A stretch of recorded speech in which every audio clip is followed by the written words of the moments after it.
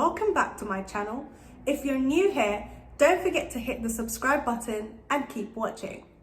So, in today's video, I am going to be talking about imposter syndrome. So imposter syndrome often relates to when you feel like you don't belong in a certain space, or you feel like you don't deserve certain things, despite your talents, despite your skills, despite your qualifications. You often feel like you're an imposter, quite literally, in certain environments, and you feel like you're a fraud. When I've been in environments where I'm around people that don't acknowledge my achievements, I don't feel reassured, I don't get a lot of support, that's when the thoughts start kicking in, and I often feel like, do I belong in this place? Is this space right for me? And it will get to a point where even if I'm achieving things, I don't feel anything because I feel like I'm not doing enough, or I'm not even doing anything, or I feel like I'm faking it, even if my work doesn't say that. So I found that for me, imposter syndrome is heavily linked to my environment and my surroundings. And I also realized that my self-esteem is a huge factor into whether I experience imposter syndrome or not.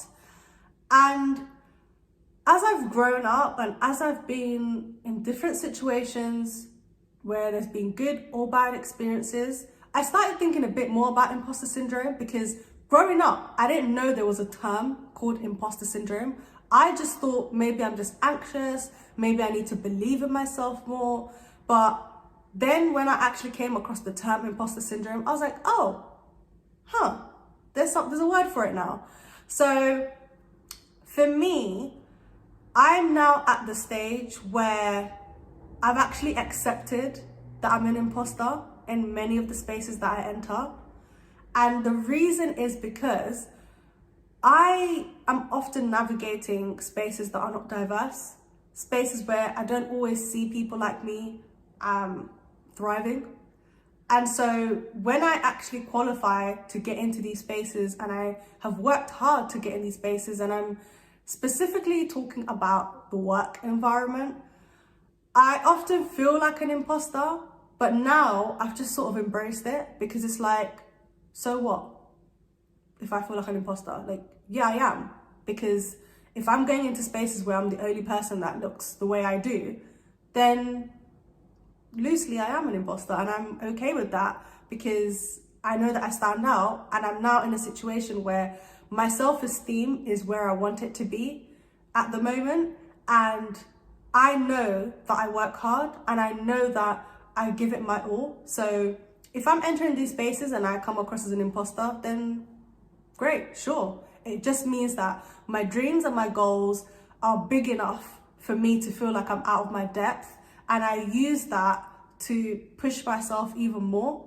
because if I manage to get into this space, then if I stay consistent, I can get to another space where I feel like, wow, this is new, this is higher up, and naturally you're going to feel like that. So that's sort of how I've begun to view imposter syndrome. I feel like sometimes we conflate imposter syndrome with just feeling anxious, just feeling nervous, and those are natural emotions to go through. This is going to sound controversial, but I feel like to an extent, imposter syndrome is something that's used a lot for situations that aren't actually imposter syndrome.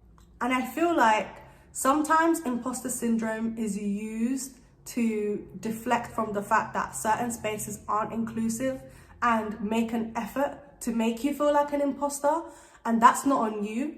And when I realized that, I just stopped taking it personal. I've decided, you know what? I'm going to have the audacity to do whatever the hell I want. As long as I'm not hurting people, and as long as I'm not doing horrible things, then I deserve all the good things in my life. I deserve to, progress and go for my goals and my dreams. And I've acknowledged that some of my goals are extremely ambitious, and I love it. If it was never written for me, I wouldn't be here right now, so I might as well just accept it.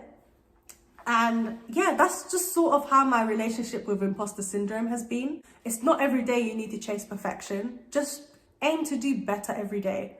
And even if you don't, it's not the end of the world. Like, it's normal to feel overwhelmed given the circumstances that we're in. So please don't be hard on yourself.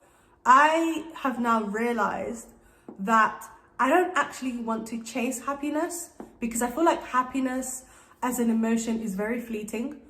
I like to chase consistency. I like to chase discipline and implement that in my life. And I like to be in control of situations. I feel like that's what brings me the happiness that I'm supposed to be chasing, maybe. I don't know.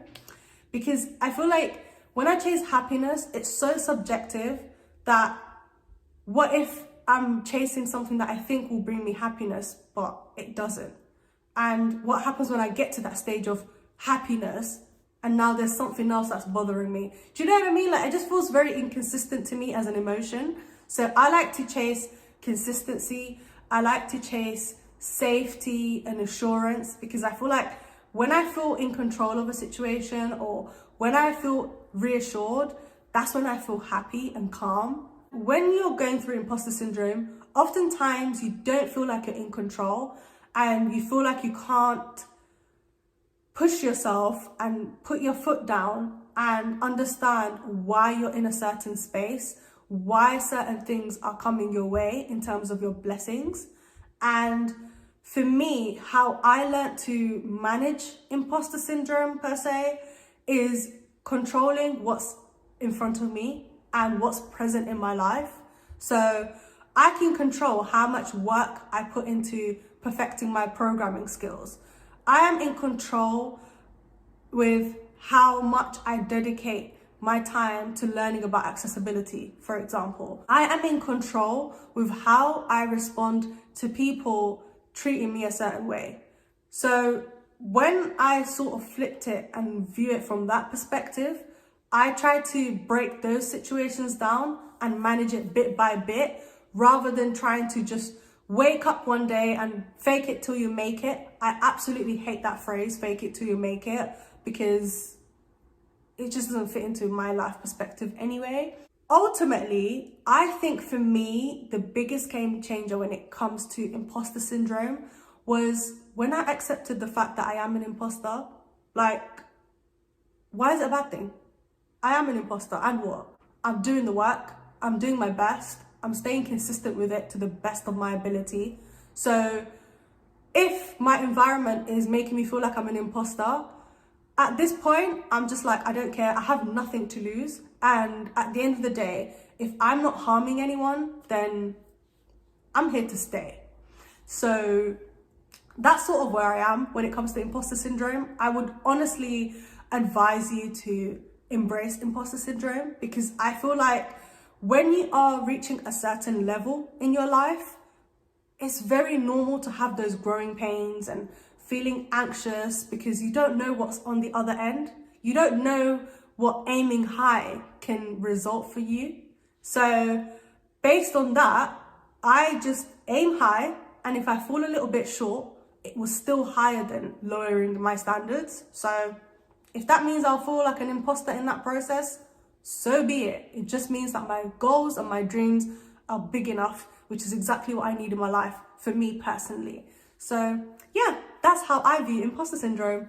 I sort of just went on a little rant, to be honest. I just feel like imposter syndrome is something that is always being talked about, and my relationship with imposter syndrome has just fluctuated so much. But yeah, I hope you guys found this video useful. Thank you so much for watching.